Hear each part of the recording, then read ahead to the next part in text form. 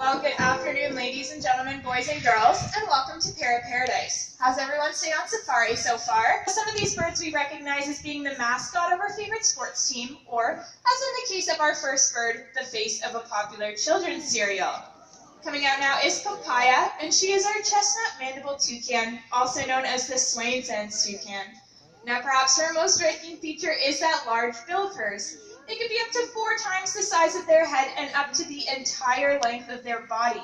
But despite its large size, it's not as heavy as it looks. To put it into perspective, if you took all the feathers on her body and weighed them, they would actually weigh more than that bill.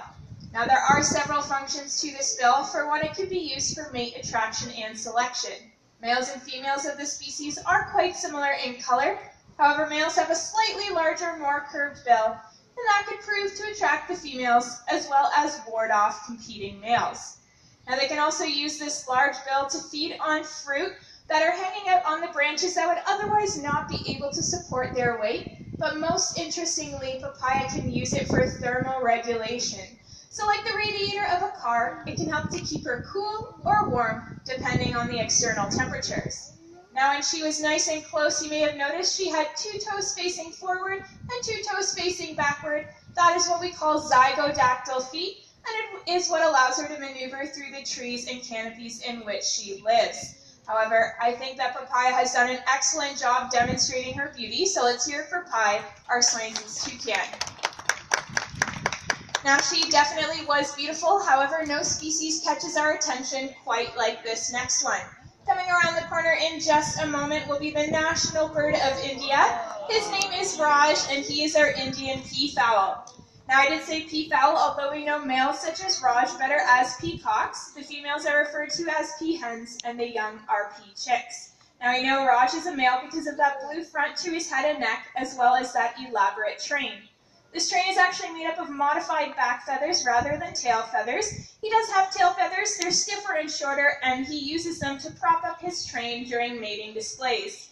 Typically, the males begin to grow this train at about 2 years of age, and it reaches maximum splendor by around 5 or 6 years of age. At this time, they can be sporting anywhere between 100 and 150 eye spots, and it's typically about 3 feet long and 6 feet wide. But I think Raj has done an excellent job demonstrating his beauty, so let's hear for Raj, our Indian peafowl. Well, it is so, and Minnie Jo is our African pie crow.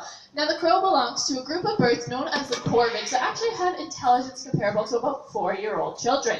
Unfortunately for the crow, though, they're usually given a pretty poor reputation as being dirty birds, since they're often seen on the side of the road consuming roadkill. However, what most people don't realize is they're actually doing us a great deal of good by helping to manage the germs and diseases within our environment that can make you or I ill. Now, being so intelligent, crows will actually catch their food when it is readily available to them to be able to retrieve it when food may be more scarce. But I think Minnie Jo's done an excellent job cleaning up for us. Let's hear it from Minnie Jo, our African pie crow. Now, not all birds can be as intelligent as the one you just saw. For some of them, they rely heavily on natural instinct. Now, keeping this in mind, before we introduce our next bird, we are going to need the help of a brave volunteer from our audience here today. How about you right there at the top with the pink capris and the flowered shirt? If you want to make your way to Sarah, she'll show you exactly what you need to do. Now, keeping in mind, strength and speed are excellent qualities, especially when you are a bird that cannot fly. With a brain smaller than his eyeball, a stride of 9 feet, and the ability to jump 7 feet from a standstill position, Mambo, our Australian emu, is making his grand entrance. Now, believe it or not, emus are actually prey to some, and they use their long, powerful legs to quickly evade predators to either outrun them or to actually swim away. Now, the emu belongs to a group of birds known as the rat-tides, which includes other flightless birds such as the ostrich or the rhea. You might also notice as he does run away that his stiff and coarse tail feathers are making a little bit of a rattling sound. Now, this is also a mechanism to ward off predators such as dingoes. I believe that Mambo's done an excellent job out here for us today, but the real applause goes to our brave volunteers, so thank you very much for your help. You might want to hold on to your apples and bananas though, because Dewey here is a large fruit bat. There are actually over 1,000 species of bat, found in every continent except for Antarctica, and of these only 3 feed on blood. And these are the vampire bats of Central and South America. Now, as a fruit bat, Dewey here much prefers to feed on the fruit, flowers, nectar, and pollen that you find in nature, and he plays a very important ecological role in seed dispersal. What he does is he finds that piece of fruit that he'd like to eat, he chews it up, but he only drinks the juice. He actually spits out everything else, including those seeds, and while this is quite messy for us to clean up, it does effectively spread them around, and that allows the forest to grow along quite nicely. Now, what we find most interesting about these mammals is their ability to fly. So lucky for you, Dewey might be willing to give us a bit of a flight demonstration today. Now, when he does take flight, I want you to take a good look at his wings, because as a mammal, they're more similar to our own hands than to the wings of a bird. He has 4 elongated fingers with that leathery webbing in between, which is what allows him to fly. And where we have thumbs, he actually has hooks. And he'll use those hooks to latch onto the hammock there, but if he were in the wild, he'd be using them to latch onto the trees in which they roost. Now, I know Dewey is not a bird, he is a mammal, but hopefully meeting him has given you a better appreciation for bats. So let's hear it for Dewey, our Indian flying fox. Now, we see some very familiar hunting styles when we go to our bird of prey flying demonstration. However, here at Para Paradise, we have our own unique hunter. Her name is Maybelline, and she is our Abyssinian ground hornbill. Now, the ground hornbill feeds on a variety of things from fruit and nectar to various animals, and because of this, they've adapted to several unique hunting styles, some of which she's going to demonstrate for you today. Now, these guys have been known to feed on insects as well as birds on the wing, so the first thing Maybelline is going to do is demonstrate a bit of an aerial hunt. Notice that she caught that piece of meat right at the tip of her beak. It's the only part of her beak that touches, and that allows her to exert maximum force and pressure when she's catching and killing her prey. Now, Maybelline also feeds on a variety of animals on the ground, so she's also going to demonstrate a bit of a ground hunt with her favorite toy, her rubber snake. She's going to approach it as if it were real, keeping her feet well back. She's going to grab it at a very specific location on the snake, and this is because in the wild, they've been known to hunt even venomous snakes. So once she catches right where she wants it, she's going to grab it right at the back of the head. Now, this is not something we've taught her how to do. However, she does it at each and every presentation, and that's because it's completely instinctual. And it's so that if that snake were real, it wouldn't bite her back. Now, of course, she's worked hard for that prey. She's not willing to give it up all too easily, so I like to turn this into a game of tug and war. This helps Maybelline to build muscle and truly simulate a ground hunt because, of course, if that snake were real, it wouldn't just sit there and let itself get eaten. It would put up a bit of a fight. However, of course, we can't let her keep that rubber snake, so we always trade it off for a juicy piece of meat. Now, when Maybelline is nice and close, I want you to take a look at that hollow structure on top of her bill. That's what we call a casque, and its purpose is for communication.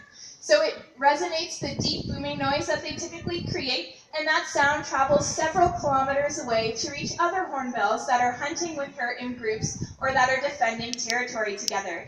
However, I think Maybelline has done an excellent Hyde, and Hyde is our laughing kookaburra. As you can imagine, the laughing kookaburra is best well known for their rolling laughing call, which has been said to sound like the laughter of children. Now, this call is typically projected at both dawn and at dusk, which is why they have been nicknamed the Bushman's alarm clock. Now, what these guys will do in the wild is fly to the edge of their territory, let out a loud rolling laugh, and then they'll wait for their neighbors to respond to them. Now, this will signify where one territory ends and the next one does begin. Now, although native to Australia, they do have a relative right here in Ontario, that being the belted kingfisher. Now, Hyde didn't have to make that long flight back on home. He's done an excellent job. Let's hear it for Hyde, our laughing kookaburra. As they turn that corner, it is clear that they are bright and beautiful birds, and they do stand out quite a bit in our doll show area. But you would imagine that within their natural environment, they would blend in quite well with the green leaves, the red and yellow fruit, and the bluish shadows of the rainforest. Now, birds this so bright and beautifully colored, it only makes sense that they too can see in color. But in order to demonstrate this, we cannot do it alone. We're going to need the help of one final volunteer. How about you right in the front with all the colors on your shirt? Yeah, if you want to come on down, we'll put you to work. Now what we have on the box is 4 different colored rings, red, green, blue, and yellow, as well as a blue post. What Indy, our blue and gold macaw, has been trained to do is pick out only the blue rings, waddle up to that post, and place them on there to prove to you all that she can indeed see in color. Now the reason we bring a volunteer down is to mix up those rings, hide the blue ones on Indy, so that each and every presentation, Indy has a new puzzle to solve. Now our volunteers have gone with various methods of hiding the rings on Indy. Sometimes they spread them out, sometimes they like to make piles. Looks like we've gone with a bit of both today, and Indy certainly seems to be excited to figure this one out, so we'll see if she can. She waddles on over, she eyes the whole pile, grabs the first blue ring, no problem, but can she go back and find that second one? She's got to maneuver through some rings, but she gets it just the same. She says, "You can't fool me, I definitely can see in color." Let's hear it for Indy, but also for a very helpful volunteer. Now, along with the ability of being able to see in different colors, parrots are also very intelligent. They actually have intelligence compared to dolphins, chimpanzees, and even 3-year-old children. So it is important here that we are always mentally stimulating them. Now, we do this through a series of different games, toys, and puzzles. Now, an example of one of these games is Set Up Center Stage. Now, we call it a cup and a rope. So all it is a cup attached to a rope attached to a perch. Inside the cup is the bird's favorite treat. You simply put the bird onto the perch, and with no training whatsoever, they have to figure out how they're going to get down to their treat. Well, here we have Sergeant. He is a 31-year-old military macaw. We're going to put him on up here, and he's going to show you how he's figured this one out. Now, he's figured out the best way is to slide down that pole using his beak as a third foot. Till he's level with the cup, he reaches in and gets the treat, no problem. But no one seems too impressed. Nobody's impressed with Sergeant today, not even a pity applause. Here, one person? There we go. Yep, let's hope Maxwell can impress him, though.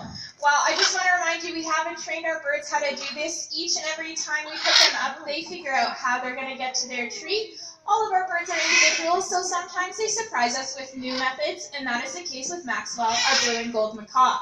Now, she might be smarter, or maybe she's just a little bit lazier, but she says, "Why would I go down to that treat when I could just pull it right up to me?" Now, the hardest part is balancing, but she gets it just the same. Way to go, Max.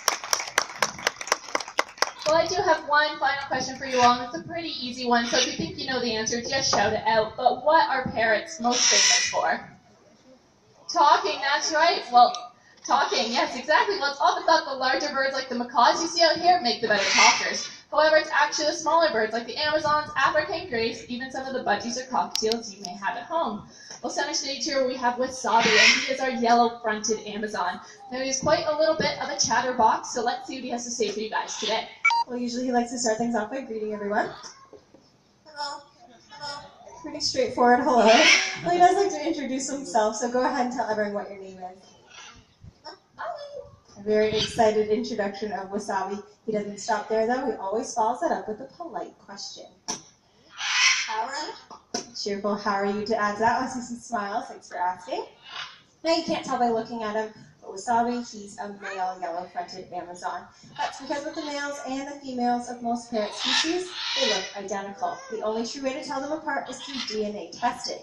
But we didn't have much trouble figuring out that Wasabi was a male. He gave us a couple clues. For instance, we have a little bit of a flirt on our hands. He never ever stops flirting with the female Amazon.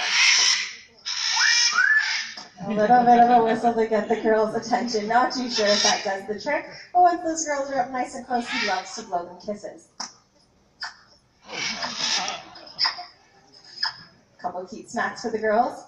Well, these birds are also very playful by nature. Wasabi is no exception. This is his favorite game. He loves to play with his trainers.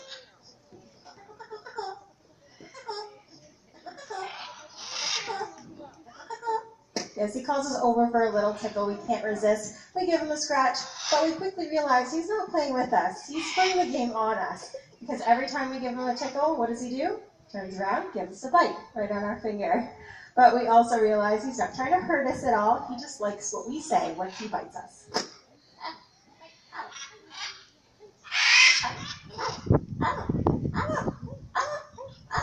That sounds exactly like us. We do say out quite a few times. He usually thinks he's pretty funny when he does it.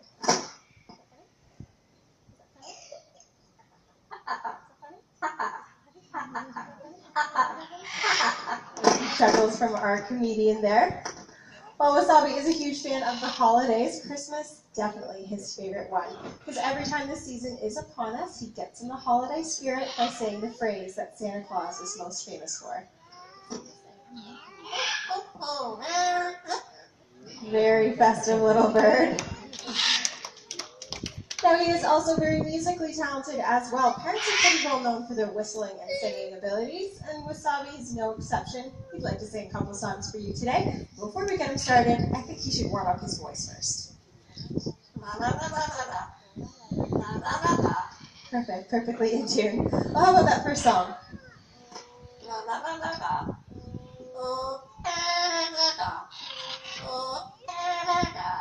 Very patriotic but off-key national anthem. Well, for this next one, I'll be nice. I'll give you a hint. By a show of hands, does it happen to be anybody's birthday today, or maybe just around the corner? Oh, we have one birthday today. Awesome. Oh, we have two. All right, what about in the month of May? Any more May babies? We have a couple more, but you know what? I don't like leaving anyone out.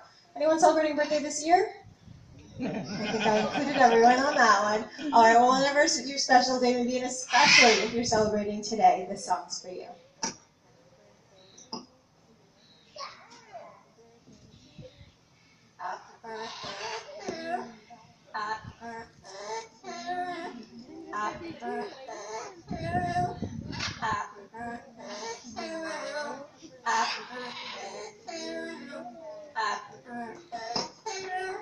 A little bit of a birthday wish from Wasabi. Hopefully your birthday's a little bit more exciting to our guests. You go wild from Wasabi to all of you today. Now here at African Lion Safari, we do believe that the first step in conservation is, of course, education. So we certainly do hope that you learned a few things of what makes birds so amazing during our presentation today. And before you leave, a friendly reminder of the large lake across from the main office at 5 o'clock. The elephants will be going for their final swim of the day. But for right now, I think Wasabi has one last thing he'd like to say. A couple of bye-byes and a foot wave, and maybe a little wave from our applause as well.